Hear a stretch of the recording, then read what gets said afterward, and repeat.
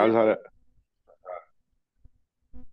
काल रात्री म्हणजे परवा रात्रीचं काल सकाळी काल सकाळी सकाळी. Okay okay. झोपलो 8 वाजता उठलो होतो एकदम. हम्म. त्यामुळे झालं नाही काल. हा, काय हरकत नाही. आपलं हे भगवत भक्ती ज्ञान वैराग्यपूर्वकम ते कर्म कर्तव्यम. हो, कर्म कर्तव्यम. हो, खरं आहे.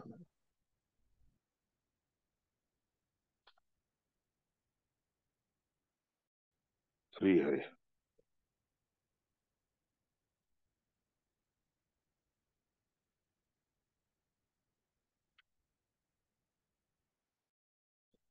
ओम हरि ओम. यैज्यते विधीशानचक्रपूर्वैः सदा मखैः नमः. श्रीगुरुभ्यो नमः.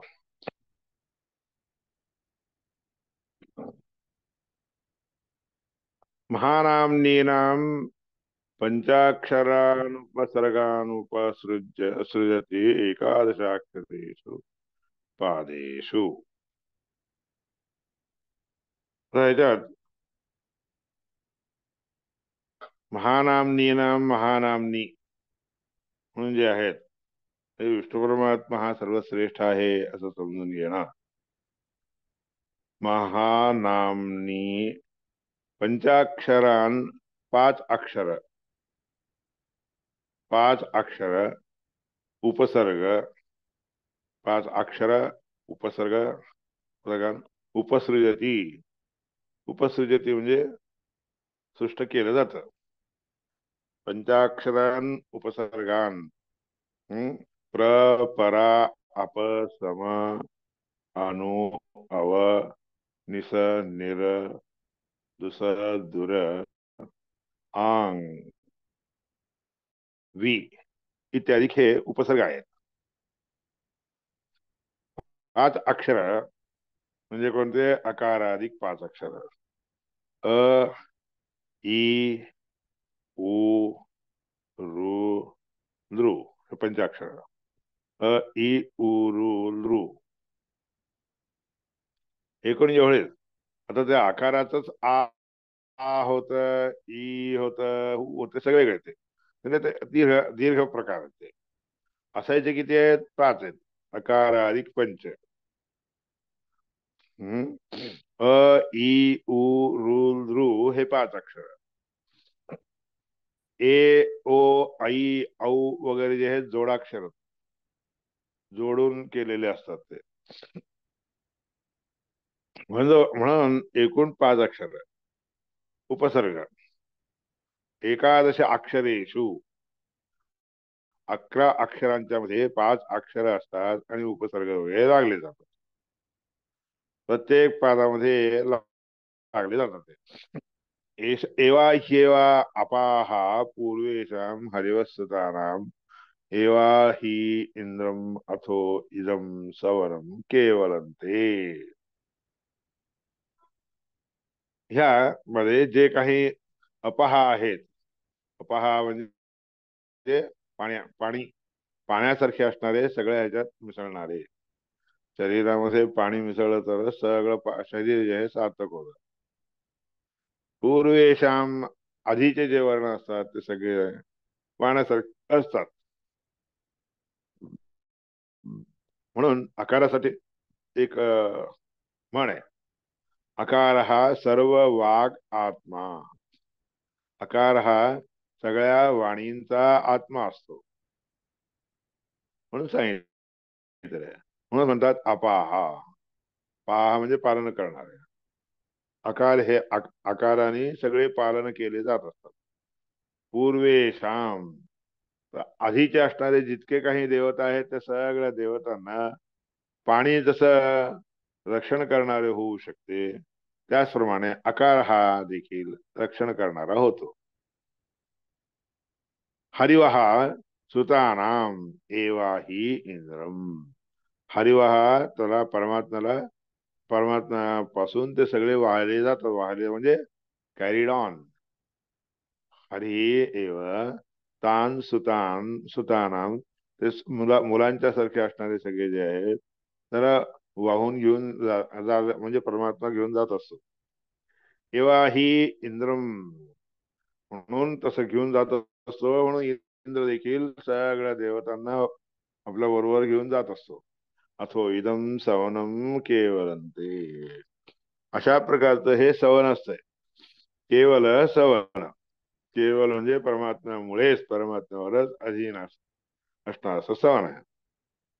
त्रिशवनम म्हणजे एकूण 3 सवन असतात. प्रातः माध्यंजन सायं सवन. त्या सगळ्यामध्ये 16 प्रकार होतात.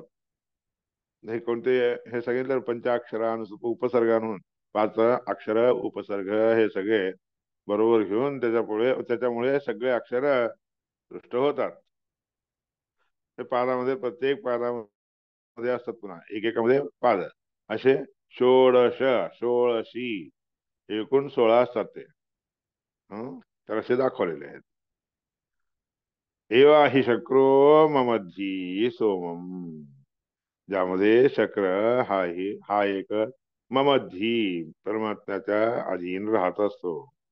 सोमम मधुमंतम इंद्रवशी ही शक्र हा सोमस्वरूपी असणं, आणि परमात्मा सोमस्वरूपी असतो ना, त्याला आपल्या बरोबर घेऊन, म्हणजे परमात्मा शक्राला इंद्राला बरोबर घेऊन सगळ्या इंद्राच्या वशामध्ये असणाऱ्या सगळ्या लोकांना इंद्रासहित परमात्म्याला वाहून घेऊन जातात. म्हणजे परमात्मा त्या सगळ्या लोकांना वाहून घेऊन जातो. ज्याप्रमाणे आकार हा सर्वभाग असणारा जे आहे आकार वाहून घेऊन जातो, त्याप्रमाणे होतं.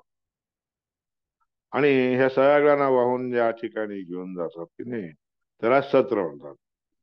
वशी ही शक्र सत्रा वृष जठरे, वशी असणारा हा इंद्र सगळ्या देवतांना वर्षण करत, अमृत इत्यादिकाचं वर्षण करत, सत्रामध्ये, सत्र म्हणजे यज्ञ, यज्ञामध्ये जठरे आवृषस्व, जठरामध्ये ठेवून घेऊन मग सगळ्या लोकांचा त्यांच्या कामना जे असतात ते सगळे अभिवर्षण करून प्राप्त करून देत जात असतात हे सगळे देवता लोक. म्हणून 16 ऋचा म्हणून जे आहेत त्या 16 ऋचामध्ये प्रत्येक अक्षरामध्ये कसा हा असतो, हे 5 अक्षर जसे असतात की नाही, उपसर्गासारखे लागलेले असतात त्याला. परा इत्यादी जे उपसर्ग कसे लागतात तसे ह्या 5 अक्षर त्याच्यात जोडले जात असतात. आणि एका जशा अक्षरामध्ये प्रत्येक पादामध्ये राहत असतात. गायत्री, उष्णिक, अनुष्टुप इत्यादी जे छंद सांगितलं ना, त्या छंदसामधील अक्षरांच्या मध्ये एक एक ठिकाणी एक एक ठिकाणी असे हे राहत असतात. त्यामुळे ते राहत असतात म्हणूनच परमात्मा सगळ्यांना वाहून घेऊन जाणार असतो. जरी इंद्र तुम्हाला सगळ्या देवतांना वाहून घेऊन जाणारा असला तरी देखील त्या इंद्राच्या जठरामध्ये सगळ्या आनंद इत्यादी जे आहे अभिवर्षण करत सत्रामध्ये तो शक्र सगळ्या देवतांना बरोबर घेऊन परमात्म्याच्या अनुग्रहाने सगळ्यांना वाहून घेऊन जात असतो, म्हणजे आनंद देत जात असतो असा अर्थ. हे सगळे गायत्री आदी छंदसांच्या बद्दलचा अभिप्राय सांगितला आहे. आता भगवत भक्ती ज्ञान वैराग्य पूर्वकंच कर्म कर्तव्यम, माणसाने कोणतेही कर्म करावे खरं, पण ते कसं करावं? भगवंताच्या ठिकाणी भक्ती प्राप्त व्हावी, असावी लागते. भगवंताच्या ठिकाणी भक्ती असावी, भगवंताचे ज्ञान देखील असावे, आणि बाकीच्या गोष्टीमधून विरक्तता असावी. म्हणजे भक्ती, ज्ञान, वैराग्य पूर्वक हे तिन्ही बाळगून कर्म कोणीही करावे लागतात. कोणतंही कर्म आपल्याला करायचं झालं तर हे 3 गोष्टी बाळगून करावे लागतात. ते मोठे आहेत, हे आहेत असं समजून केलं तर तेवढं चालत नाही. म्हणून वैराग्य हे सगळे असावे लागतात.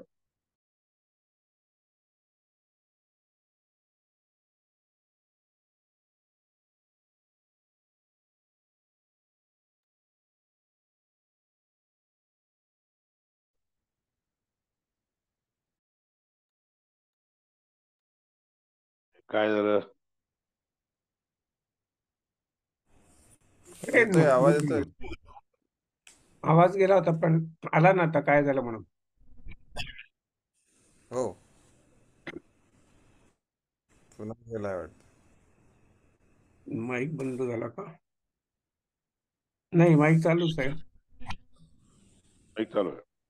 हा, बंद उघड होते पण मध्येच आता बंद झाल्याचे आलाच त्यांना.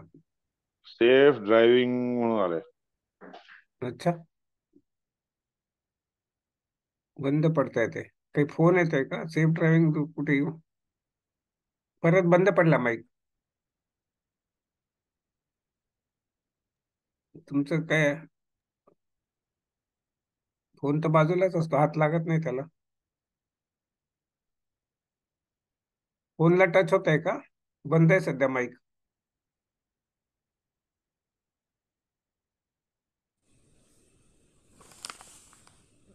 लूज कॉन्टॅक्ट राहिलंय का? हा, तेच असणार आहे. तिथून ऐकू पण जात नाही आपलं. नाही, त्यांना एक्झिट करू का? पण कळेल. त्यांना कळ. एक्झिट केलं की कळेल. आला. डन स्पीकिंग काय? हा, तुमचं ते आला. लूज कनेक्शन असेल हेडफोनचं. म्यूट आहे, म्यूट झालंय. हो, म्यूट झालंय. हा, म्यूट आता चालू झालं. काढावं कसं? काढून परत. काढावं कसं? काढलंय ना?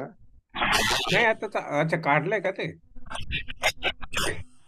ह्याच्यामध्ये हा. ह्याच्यात दिलंय युअर व्हिडिओ इज स्टॉप म्हणून.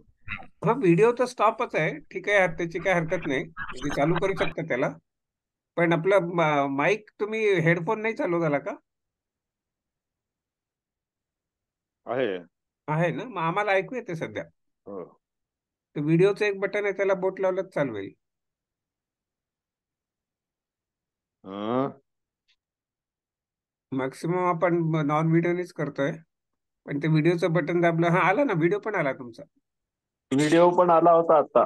हो, चालू आहे व्हिडिओ. अजून आहे ना? हो, आहे. हो हो. म्यूट म्हणून आलं होतं. म्यूट काय करू? नाही, म्यूट काही नाही, आता चालू आहे सध्या. सध्या व्यवस्थित आहे. ओके, हम्म. ठीक आहे. जो म्यूटचा कलर आहे तसाच ठेवायचा. त्याच्यावर हात लावले की मग म्यूट होईल. घरी काही काय बोलायचं. चित्र आहे. हरे नमः गुरुभ्यो नमः. भगवत हरे नमः. भगवत भक्ती ज्ञान वैराग्य पूर्वकंच कर्म कर्तव्य. कोणतंही कर्म करावं आपण, ते कसं करावं ते सांगायचं. भगवंताच्या ठिकाणी भक्ती असावी, ते तर असायला पाहिजे. आणि भगवंताच्या बद्दलचं ज्ञान असावं. इतर गोष्टीच्या ठिकाणी वैराग्य. ह्या तीन गोष्टी बाळगून कर्म करावे, ते कठोपनिषदामध्ये सांगितलं. असं करावं. इष्टापूर्तम मन्यमाना वरिष्ठम. इष्टापूर्तम आपल्याला जे इष्ट आहे ते सगळं पूर्ण झालेलं आहे असं मनामध्ये ठेवावं. वैराग्य त्याच्याशिवाय येत नसतंय. पण जे केलेलं आहे ते सगळं आपल्याला जे पाहिजे आहे ते सगळं पूर्ण मिळालेलं आहे. आता आपल्याला काही कशाची आवश्यकता नाही असं मनामध्ये बाळगून त्याला वैराग्य म्हणतात. हम्म. मन्यमाना हा वरिष्ठ सर्वश्रेष्ठ असणारा वैराग्य पाहिजे. अन्यत् श्रेयो वेदयन्ते प्रमूढा. मूढ लोक जे असतात की नाही, श्रेयस प्राप्ती म्हणजे आपल्या कल्याणकारक असणाऱ्या गोष्टी ज्या असतात की रे, दुसरी काही नाही हो असं म्हणतात. वेदयन्ते प्रमूढा नाकस्य पृष्ठे सुकृते ते भूत्वा. नाकस्य पृष्ठे म्हणजे स्वर्गलोकामध्ये. नाक म्हणजे स्वर्ग. स्वर्गस्य पृष्ठे स्वर्गलोकामध्ये सुकृते ते अनुभूत्वा. तेच ते लोक तिथं जातात आणि काय करतात, सत्कर्म जे केलेलं असते त्याचं पुण्य फळ अनुभूत्वा, अनुभव करून घेतात, प्राप्त करून घेतात. एवं लोकम हीन करून वा विशंती. अनुभव केल्यानंतर पुन्हा ह्या हीन कर असणाऱ्या अशा लोकांमध्ये येतात. म्हणजे स्वर्गलोकापेक्षा हीन तर असणारा असं कोणता लोक आहे? भूलोक आहे. या ठिकाणी येतात. किंवा ह्याच्यापेक्षाही पलीकडे सत्कर्म सगळं अनुभव करून संपवल्यानंतर पापकर्म अनुभव करण्यासाठी अत्यंत हीन असणार असं लोक म्हणजे नरकाधिक लोकांमध्ये जातात. म्हणून कठोपनिषदामध्ये स्वच्छ सांगितलं, इष्टापूर्तम मन्यमाना हा वरिष्ठम. आपण आपल्याला पाहिजे असलेलं जे काही पुण्य सुख आहे की नाही, ते सुख स्वर्ग लोकांमध्ये आपल्याला मिळून गेलं असं समजतात. आणि तिचं ह्याने अनुभवलेलं किंवा ह्याने प्राप्त करून घेतलेले जे सत्कर्म असतात की नाही, त्या सत्कर्माचं पुण्य फळ भोगून घेतात. भोगल्यानंतर ते पुढे काय स्वर्ग लोक म्हणजे मोक्षाला जातात काय? नाही, ते लोक मोक्षाला न जाता स्वर्गामध्येच ते सगळे सुख अनुभवून घेऊन अनुभव करतात आणि नंतर पुन्हा या भूलोकात येतात. तिथं येऊन पुन्हा कर्म करतात असतात आणि कर्म करून या भूलोकामध्ये राहून पुन्हा वर जातात. पाप केलं, त्याच्या हातून पाप घडलं म्हणलं की पुन्हा खालच्या लोकात जातात. खालचा लोक म्हणजे नरकाधिक लोकांना जात असतात. इष्टापूर्तं मन्यमाना वरिष्ठं नान्यच्छ्रेयो वेदयन्ते प्रमूढाः नाकस्य पृष्ठे सुकृते ते अनुभूत्वा इमं लोकं हि न कर्मन् वा विशन्ति नैष्कर्म्यमप्यच्युत भाववर्जितं न शोभते ज्ञानमलं निरञ्जनं कुतः पुनश्चश्वतभद्र ईश्वरे विनार्पितं कर्म यदप्यकारणम्. अजून एक आहे, हे सगळे कठोपनिषद उपनिषदात सांगितलं.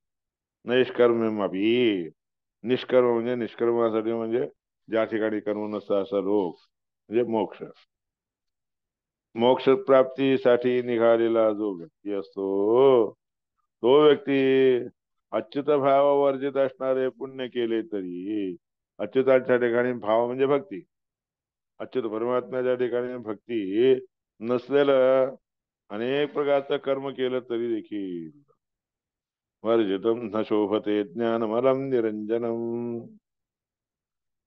ज्ञान कसं असतं, निर्मल असणार असं ज्ञान असावं. ते भगवत भक्ती जर नाही म्हणजे त्याच्यामध्ये असे नाही आहे तर तसलं ज्ञान भगवत भक्ती रहित असणार असं जे ज्ञान असतं की नाही, ते ज्ञान देखील न शोभते, अलम न शोभते. हे खूप ज्ञान आहे हो, खूप ज्ञानी आहे हो, परमात्म्याच्या ठिकाणी भक्ती नसलं तर काय उपयोग. पुनः पुनः शाश्वतभद्रम ईश्वरे. पुन्हा त्यात असं असताना वारंवार वारंवार तुम्ही जरी भगवत भक्ती रहित असणारे, अभक्तीपूर्वक असणारे जे अभद्रम ईश्वरे, हे अभद्र असणारे असे जे गोष्टी असतात, त्या परमात्म्याला जरी समर्पण केलं तरी देखील निष्कारण असणार. परमात्म्याला समर्पण नाही केलं तर व्यर्थ होऊन जात असं. म्हणजे नैष्कर्म्य म्हणजे मोक्ष. मोक्षप्राप्तीसाठी निघालेला व्यक्ती भगवत भक्ती रहित असणार असं ज्ञान जरी त्यांनी मिळवून घेतलं, निर्मल असणार असं ज्ञान जरी प्राप्त झालं तरी देखील पुन्हा पुन्हा वारंवार वारंवार परमात्म्याच्या ठिकाणी अभद्रम ईश्वरे कर्म कृतम समर्पिणम, कोणतंही कारण नसताना अभद्र असणार असं कर्म परमात्म्याला जरी तुम्ही समर्पण केला तरी त्याला काही शोभा येत नाही, ते काही प्राप्त केल्यासारखं होत नाही. यतः प्रवृत्तिर्भूतानां येन सर्वमिदं ततं स्वकर्मणा तमभ्यर्च्य सिद्धिं विन्दति मानवः. भगवद्गीतेत प्रवृत्तिर्भूतानां यतः भवति, ज्या गोष्टीसाठी परमात्म्यांना म्हणजे माणसांना प्रवृत्ती उत्पन्न होती, ते सगळं त्या परमात्म्यामुळे व्यापलेलं आहे असं समजून घेत नाही.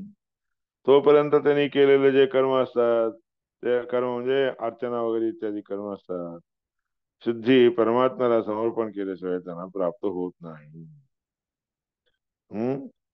स्वकर्मणा तम अभ्यर्च्य सिद्धिं विंदते मानव.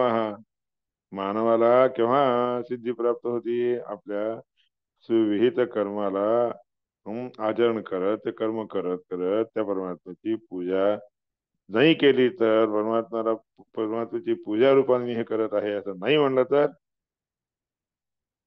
ते विना मानव सिद्धी न विंदती, ते नसताना मानवाला सिद्धी प्राप्त होत नाही, म्हणून भगवद्गीतेत सांगितलं. त्रैविद्या मां सोमप पूतपापाः यज्ञैरिष्ट्वा स्वर्गतिं प्रार्थयन्ते ते पुण्यमासाद्य सुरेन्द्रलोकम् अश्नन्ति दिव्यान् दिवि देव भोगान्. त्रैविद्यया ये मां सोमपाः पूतपापाः. त्रैविद्या म्हणजे कोणते? ऋग्वेद, यजुर्वेद, सामवेद नावाच्या विद्या. माम सोमपाहा से विद्यावंत असणारे लोक सोमपाहा सोमपान करण्यासाठी म्हणून तिकडे जातात. पूत पापाहा पाप सगळे धुवून काढतात, यज्ञ याग वगैरे करतात. आणि ते यज्ञ करून काय प्रार्थना करतात? स्वर्गती प्राप्नुवन्ते प्रार्थयन्ते, स्वर्गाची गती मला मिळावी म्हणून प्रार्थना करतात ते सगळे. त्रैविद्यामां सोमपाः पूतपापाः यज्ञैरिष्ट्वा स्वर्गतिं प्रार्थयन्ते, कठोपनिषदाचं वाक्य आहे. तसले लोक काय करतात?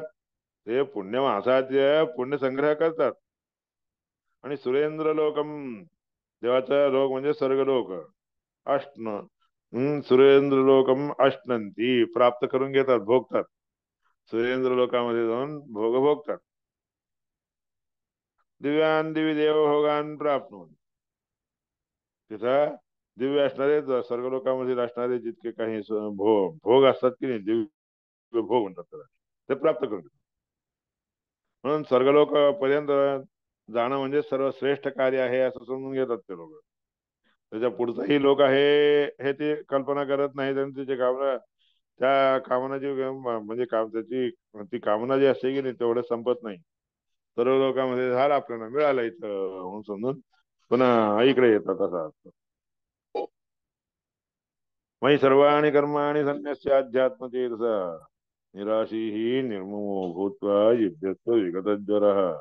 सगळे कर्म माझ्या ठिकाणी ठेवून दे, मला समर्पण कर. सन्न्यस्य म्हणजे माझ्यावर ठेवून, अध्यात्मचेतसा परमात्मा, सगळं काही कर्म परमात्म्यासाठीच केलं जातं, परमात्म्याची आज्ञा म्हणून केली जात असते. कोणतीही आशा न बाळगता, मी केलं असं मनामध्ये न विचार करता, युद्धस्व विगतज्वरः, युद्ध कर.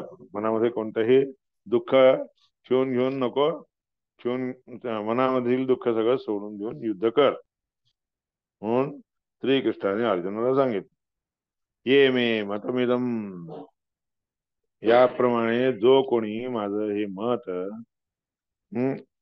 अनुदिष्टन ते आचरण करतात की नाही मनुष्य लोक, तसले लोक श्रद्धावंत, मनामध्ये श्रद्धा ठेवून घेऊन, श्रद्धा म्हणजे भक्ती, भक्ती बाळगून, अनसूयंत अजून कशाचीही अपेक्षा न करता आणि दुसऱ्या कोणत्याही गोष्टीची असूया करू नये.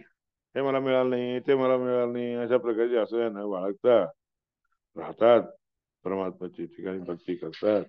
मुच्यंते ते कर्मभी, जे काही केलेले कर्म असतात की नाही ते सगळ्या कर्माचा क्षय होऊन जातो, नाश होऊन जातो.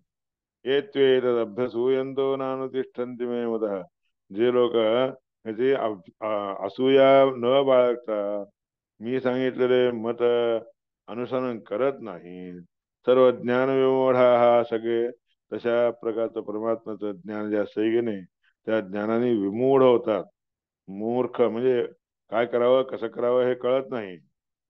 म्हणून सर्व ज्ञान विमूढास्तान विद्ये नष्टान चेतसा, चित्त बरोबर परमात्म्याचे ठेवे न बाळगणारे लोकांचे, न ठेवणारे लोकांचे, ते मूढ लोक जे आहेत की नाही, विमूढास्तान विधी, विमूढ लोकांना म्हणून ते लोकांना विमूढ म्हणतात असं समजा.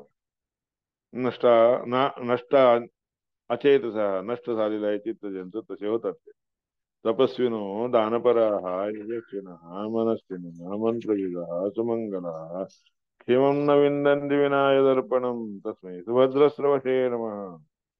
तपश्चर्या करणारे, दान धर्म करणारे, कीर्तिवंत असणारे, मन चांगल्या रीतीने बाळगणारे, मंत्रविद मंत्रज्ञ असणारे, काय सुमंगला हा चांगले क्षेम म्हणजे चांगले चांगले काम करणारे, असे जे लोक असतात ते जर परमात्म्याला त्यांनी समर्पण नाही केलं तर त्या लोकांना क्षेमम न विंदंती. परमात्म्याला अर्पण न केलं असताना त्यांना क्षेम मिळतं असं समजू नका. क्षेम म्हणजे मोक्ष मिळतो असं समजू नका. विनाय दर्पणम.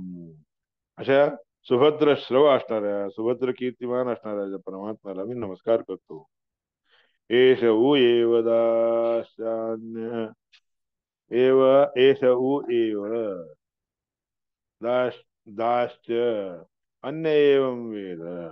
अशा रीतीने जो कोणी दाश्वन, दाश्वन म्हणजे दान धर्म करून सर्वात्मा समर्पण करत राहणार असतो, जो कोणी असा परमात्म्याला समर्पण करायचं समजून घेतो तो सद्गतीला पोचतो. यदेवं विद्या करोती. जे तो विद्यापूर्वक काम करतो, जाणून सगळे काम करतो आणि त्याच्याबरोबर श्रद्धया उपनिषदात श्रद्धा बाळगून, उपनिषद म्हणजे ज्ञान, श्रद्धा आणि ज्ञान बाळगून जे काही कर्म करतो तदेव वीर्यवत्तरम भवती. तेच ज्ञान जे आहे वीर्यवत्तर म्हणजे अगदी सर्वश्रेष्ठ मानलं जात असतं. हे सगळं जाणून जो कोणी करतो की नाही, आणि परमात्म्याला समर्पण करतो की नाही, ते सर्वश्रेष्ठ असणारं कर्म होतं. तदेव वीर्यवत्तरम भवती.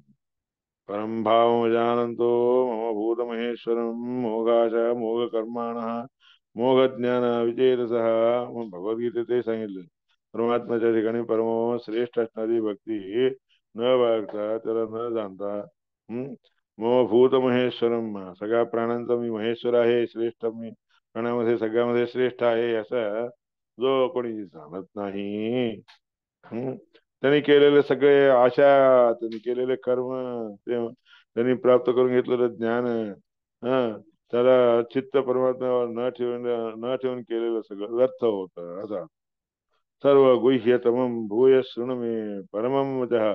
अत्यंत गोप्य असणारं असं श्रेष्ठ वाक्य माझं ऐक. इष्टोस मे दृढमिधी. मी तुला का हे सांगत आहे, तुम्हाला खूप आवडत आहे, याकरता तुला निश्चितपणे हे कर म्हणून तुला सांगायला लागलं. तुझं हितदायक असणारे वाक्य मी सांगत आहे तुला. मन मना भव मद भक्तो मध्याजी माम नमस्कुरु मामी वैश्यसी सत्यंती मधिजाने प्रियोस्मी. मनामध्ये मला चिंतन करा, माझ्या ठिकाणी भक्ती ठेव, माझा भक्त हो तू. माझ्यासाठी म्हणून यज्ञ याग इत्यादी कर, मलाच नमस्कार वगैरे करत जा.